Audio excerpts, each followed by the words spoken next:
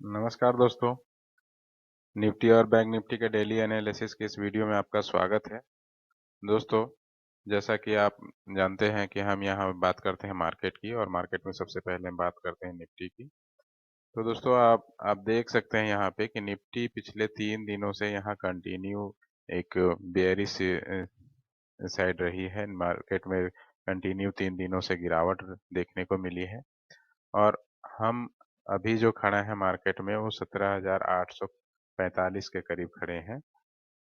दोस्तों, हमने यहाँ जब पिछले वीडियो में जब कहा था कि मार्केट अभी ब्रेकआउट के बाद यहाँ रीटेस्ट के लिए आई है, तो हो सकता है कि बैंक निफ्टी में चूंकि मार्केट बेयरिश दिख रही है, तो बैंक निफ्टी की वजह से एक बार निफ्टी में भी थोड़ी सी गिरावट देखने को मिले या साइडवेज रह सकते हैं हम।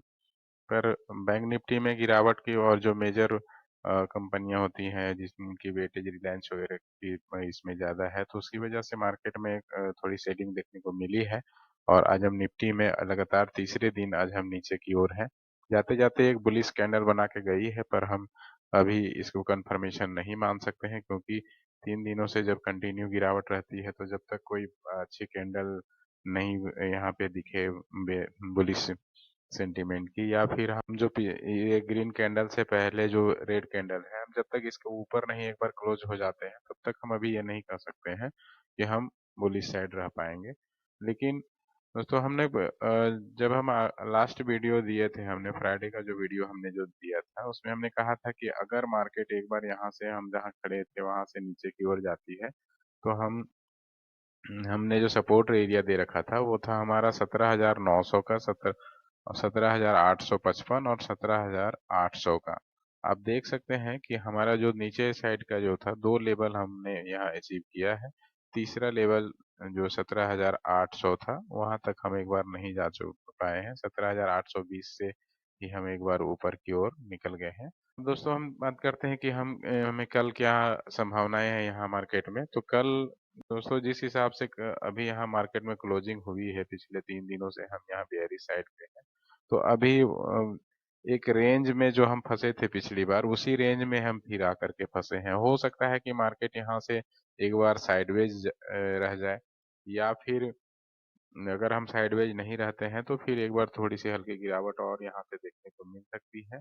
यहाँ से हम अभी और नीचे की ओर जा सकते हैं, या तो फिर अगर हम यहीं कहीं पे खुलते हैं, तो इसी रेंज में हम रह सकते हैं। क्योंकि यहाँ पीछे आप जाकर देखिएगा तो इस रेंज में यहाँ पे कई दिनों तक एक ही रेंज में मार्केट फंसा रहा था, और हमने यहाँ काफी समय बिताया है। तो जब भी इस तरह का सिनेरियो बनता है और वापस जब उसी रेंज में मार्केट आती है, तो फिर एक चांसेस बनते हैं कि मार्केट दोबारा फिर से कहीं यहीं आकर के एक बार साइडवेज हो जाए। तो अभी हम कोई मार्केट की राय नहीं बना पाएंगे, क्योंकि मार्केट में होने को तो कुछ भी हो सकता है। अभी हम बात करते हैं कल के सपोर्ट रेजिस्टेंस की। तो दोस्तों, कल अगर हम यहीं कहीं खुलते हैं, गैप अप गैप डाउन नहीं खुलते हैं, और अगर हम यहाँ से नीचे की ओर जो हमारी अभी जो गिरावट है वो कंटिन्यू रह जाती है, तो हमारा जो पहला सपोर्ट एरिया निकल के आता है यहाँ पे, वो है 17,800 का। दूसरा जो सपोर्ट एरिया है दोस्तों, वो है 17,725 का, और तीसरा जो सपोर्ट एरिया है वो है 17,655 का। अगर हम यहाँ से खुल करके ऊपर की ओर निकल जाते हैं, तो हमारा जो पहला रेजिस्टेंस एरिया है वो है 17,890। दूसरा जो रेजिस्टेंस एरिया है वो है हमारा 17,975। और तीसरा जो हमारे पास रेजिस्टेंस एरिया निकल के आ रहा है वो है 18,030 का। दोस्तों, अब हम बात कर लेते हैं बैंक निफ्टी की। तो चलते हैं बैंक निफ्टी के चार्ट पे। आप देख सकते हैं दोस्तों कि हम यहाँ पे आ गए हैं बैंक निफ्टी के चार्ट पे। और बैंक निफ्टी के चार्ट पे भी देखें तो पिछले 3 दिनों से यहाँ भी निफ्टी के जैसा ही गिरावट देखने को मिली है। यहाँ कंटिन्यू गिरावट रही है मार्केट में, और अभी हम 40,700 के करीब खड़े हैं। दोस्तों, हमने यहाँ जो पीछे आप देखे होंगे कि यहाँ पीछे निफ्टी की तरह बैंक निफ्टी में भी जो एक जोन बन गया था, साइडवेज जोन जो था, इसको ये ऊपर से आते समय यहाँ पे एक कह सकते हैं कि मेजर सपोर्ट का काम करता है ये। पर यहाँ से हम कंटिन्यू गिरावट की ओर रहे हैं, हम यहाँ कहीं रुक नहीं पाए हैं। इसका मतलब ये हुआ, आप जो देख सकते हैं यहाँ पे दोस्तों, कि इस एरिया से जो ये जो एरिया यहाँ बना के गई थी मार्केट, इस एरिया से जब हम यहाँ पे अ, एक बार ब्रेकआउट हुआ था नीचे की ओर हमारा यहाँ, तो फिर हम इस एरिया में एक बार रीटेस्ट के लिए गए हैं और रीटेस्ट करके हम यहाँ से नीचे की ओर आए हैं। तो यहाँ से जो मोमेंट था यहाँ से तेज हो गया और आज मार्केट में कह सकते हैं कि एक अच्छा मौका मिला, एक अच्छी अपॉर्चुनिटी दिखी यहाँ पे पुट बाय करने की या कॉल सेल करने की। तो लोगों ने आज यहाँ अच्छा अर्निंग भी किया है मार्केट में। निफ्टी और बैंक निफ्टी में, चूंकि दोनों में आज गिरावट रही मार्केट में, तो जब भी मार्केट एक ट्रेंड में रहता है या अप साइड या डाउन साइड, तो ऐसे में लोगों को यहाँ पे पैसे बनाने के मौके मिलते हैं। और मार्केट कहीं भी चले या ऊपर चले या नीचे चले, लेकिन मार्केट एक रेंज में चले तो अच्छी बात है। बात करते हैं हम कल क्या रहने की संभावना है मार्केट में। तो दोस्तों, चूंकि यहाँ एक ब्रेकआउट हुआ है, अभी हम जो नीचे की ओर आए हैं एक सपोर्ट एरिया को तोड़ करके, तो हम अभी ज्यादातर चांसेस है कि हम यहाँ से नीचे की ओर रहें।